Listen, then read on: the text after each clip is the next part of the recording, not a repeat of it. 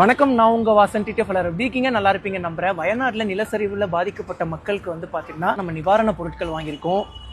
So என்னென்ன வாங்கியிருக்கோம் அப்படின்னு சொல்லி வந்து பார்த்தீங்கன்னா கேர்ள்ஸ் நாப்கின் 1500 பீசஸ் வாங்கியிருக்கோம். அதுக்கப்புறம் வந்து பண்ண கிட்ஸ் பேம்பர்ஸ் வந்து பார்த்தீங்கன்னா கிட்டத்தட்ட 324 பீசஸ் வாங்கியிருக்கோம் டிடிஎஃப். அப்புறம் டூத் பிரஷஸ் வந்து பார்த்தீங்கன்னா 102 பீசஸ் வாங்கியிருக்கோம்.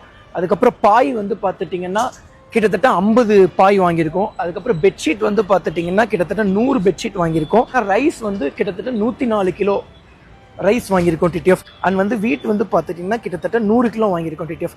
இதில் ஒரு 50 கிலோ இருக்குது. அதுக்கப்புறம் ஆசீர்வாத் இங்கே இருக்குது பாருங்கள், இதில் ஒரு 50 கிலோ இருக்குங்க.